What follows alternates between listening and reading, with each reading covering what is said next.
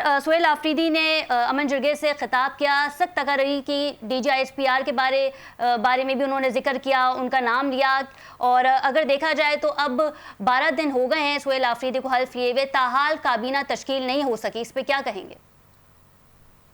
देखें जी, सुहेल आफरीदी ने जो बातें की हैं, मेरे ख्याल में तो कोई ऐसी बात उसने नहीं की जो आईन और कानून के खिलाफ हो या जमहूरियत और अक़दार या अखलाकियात के मुनाफी हो।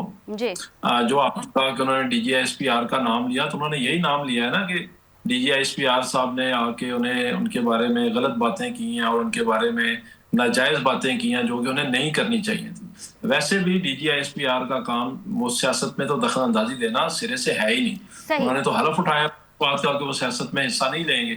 तो अगर उन पे कोई तनकीद करनी है या कोई सवाल उठाना है तो इखलाकियात कानून के दायरे में रह के वफाकी गवर्नमेंट, चाहे वो जायज़ है, चाहे नाजायज़ है, चाहे असली वोटों से बनी है, चाहे जाली वोटों से बनी है, उसे उठाने चाहिए। एक बात तो ये होगी। जी। दूसरी बात ये है कि ये कितनी बड़ी ज़्यादती है कि आप एक सूबे के वज़ीर आला को अपने लीडर से नहीं मिलने दे रहे हैं, जिससे ना कानून रोकता है, ना आइन रोकता है, ना जेल का मैनुअल रोकता है।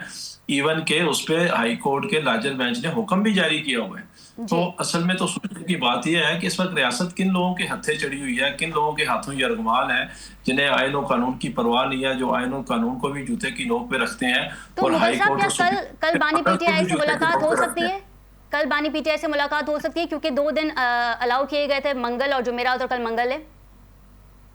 नहीं, ये तो जिनके हाथ में चाबी है वो बता सकते हैं ना। मैं और आप कैसे बता सकते हैं हो सकती है कि नहीं।